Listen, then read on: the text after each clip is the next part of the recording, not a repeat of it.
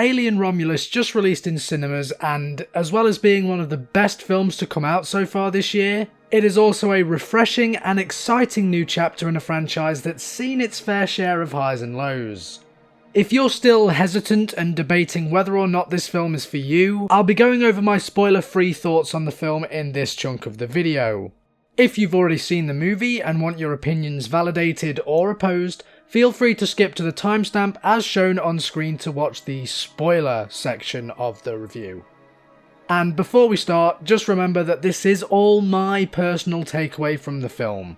If you agree or disagree, that's totally awesome, and I'd love to know your peace of mind in the comments section below. Please just remember to keep it civil. While I think it's unfortunately dragged down by its aggressively relentless homages and references to the previous installments of the Alien saga, Romulus is also a film that's heavily carried by its filmmaking influences, mainly those of the original Alien director Ridley Scott's own work. Not to discredit Fede Alvarez and the rest of the immensely talented crew, in fact, it's a huge compliment. Scott's overwhelmingly stylized dystopian aesthetic is part of the reason why films like Alien and Blade Runner have become so undeniably burned into the minds of film lovers worldwide. The questionable distancing from that very aesthetic is part of the reason why follow-ups to the 1979 original fail to live up to the godfather of sci-fi horror cinema that it is. Mimicking that classic Ridley Scott style, with the Weyland-Yutani colony world striking especially close to that famous Blade Runner Citadel design, and the Romulus space station itself harkening back so beautifully to the USS Nostromo, is one of the biggest reasons why this latest chapter in the franchise is so damn good. Come on, how great was it to see those padded walls, overly detailed doorways and swirling vents again? It's the kind of set design and universe building continuity that films like Resurrection, Prometheus and Covenant were lacking. And hell, this is coming from someone who absolutely adores Prometheus.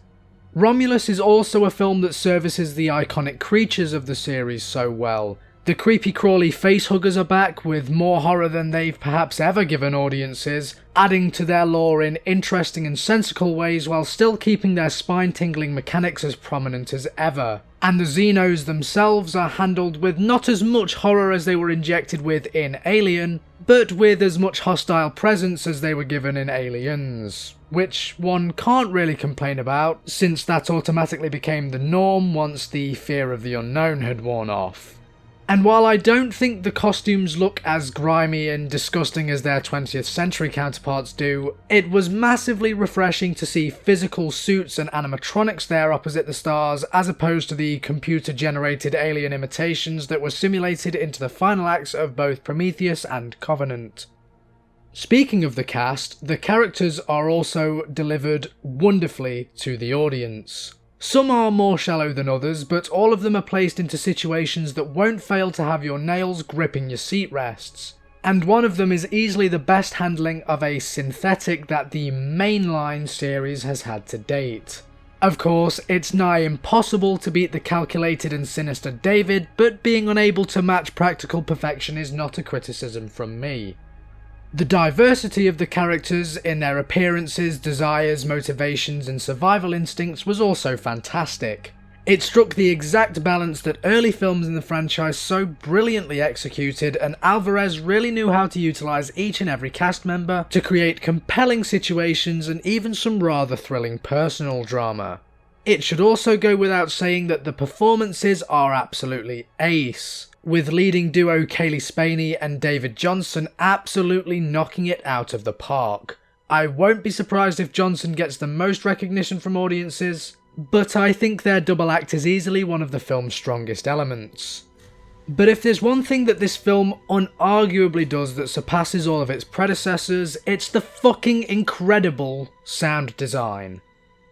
Borrowing elements from the previous films, even mimicking the glorious 2014 game Alien Isolation's sound design at times, and combining them with some haunting new sensations for the ears along with some seriously daunting and ethereal music, yeah, it's a sound mix you can't help but fall in love with.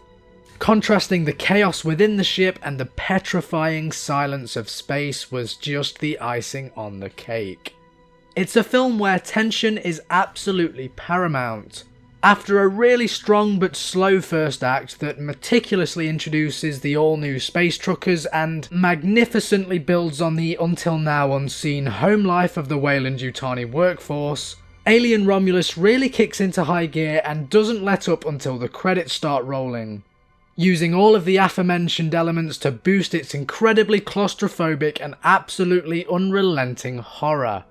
So yes, thankfully it is a film that manages to pass the assignment and truly excel in the majority of its presentation, but it's slightly let down by the unfortunate corporate box ticking of fan service, and ultimately, while upholding the continuity of the franchise is massively important, quoting the powerhouses of the saga every 2 minutes is an exercise that becomes quickly tedious, and it's the one drawback that I hope future installments manage to learn from. The Alien franchise needs a healthy dose of nostalgia, not member berries.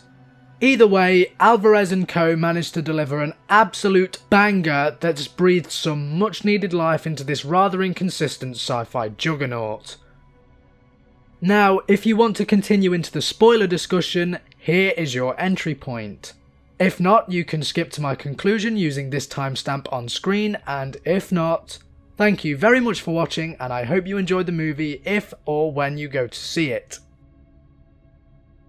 First off, to deal with the main negatives of the film, the overdose of fan service, whether it be a barrage of iconic quotes from other Alien movies that often feel comically out of place, or it be returning elements from the first 2 films that detracts from the overall feel and presentation of Romulus, was all far too annoying for me. It was nearly enough to make the whole affair feel like more of a legacy sequel than a refreshing back-to-basics approach to the series.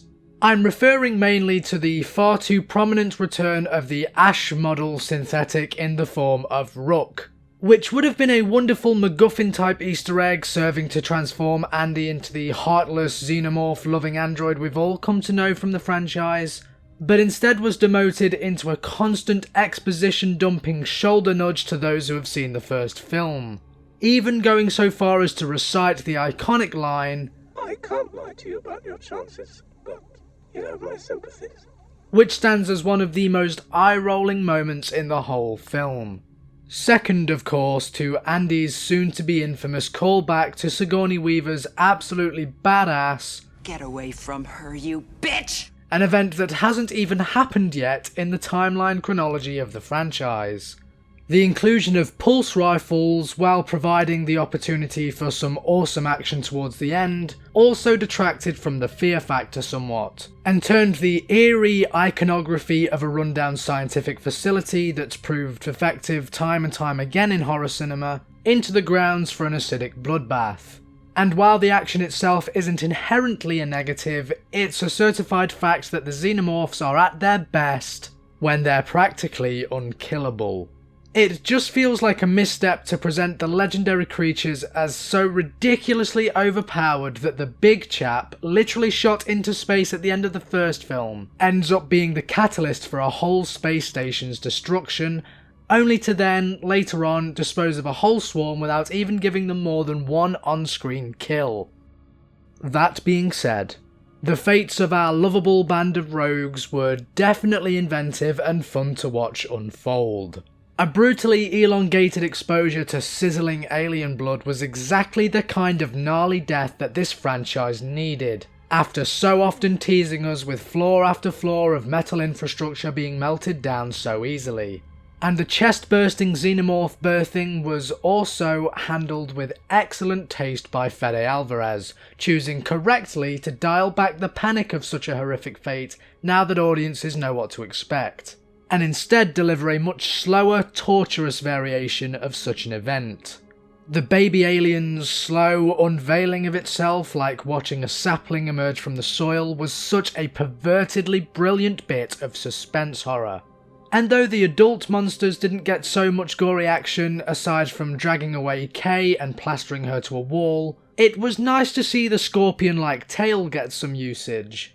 Aside from the wildly infuriating death screens in the Alien Isolation video game, I can't think of the last time I saw the spear-like limb penetrate someone's spine and produce itself out of someone's chest.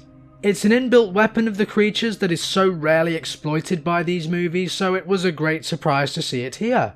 But it's very clear that Alvarez and the crew were keen as hell to delve into every scenario imaginable involving the perfect organisms, revealing that the facehuggers hunt through temperature and noise, resulting in our protagonists matching the ship's temperature to theirs and sneaking through an infested corridor was a stroke of genius.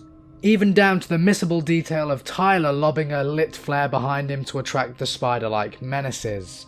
And, as many will be glad to tell you, the swirls of acid blood tunneling through the ship as it entered its no-gravity mode is a stellar moment, propped up even further by the impeccable setup of the frequent gravity purges, and the gradual descent of the characters to the bottom level of the station. When it finally clicks that the gravity purge is imminent, the set-in of dread is second to none. I suppose, while we're talking about the bottom floor of the station, we better touch on the Prometheus tie-in, right? As someone who is massively fond of Prometheus and is incredibly infuriated with Covenant for how much of its predecessor it ignored, it was an honest delight to see the ever-ambiguous, engineer-manufactured black goo make its return. Being a somewhat warped individual, I'm in love with the goo purely for its limitless possibilities. While the outcome is always something horrific, it's a guarantee that mixing the substance with human DNA leads to completely unpredictable results. And let me tell you, the build-up and anticipation of a pregnant woman injecting the solution straight into her veins was bloody magnificent. And though I feel the end result was somewhat underwhelming, resembling the mating child of a xenomorph and Slender Man, as I'm sure has been drawn by some creepypasta enthusiast on 4chan at some point over the last 10 years, ultimately it was great to see a new and wholly unique concoction from the franchise. At least I can sit here and say the movie at least succeeds at recapturing the classic formula of the series while also bringing something new to it. Which is surely what everyone wants from a sequel, especially now we're technically 9 movies in.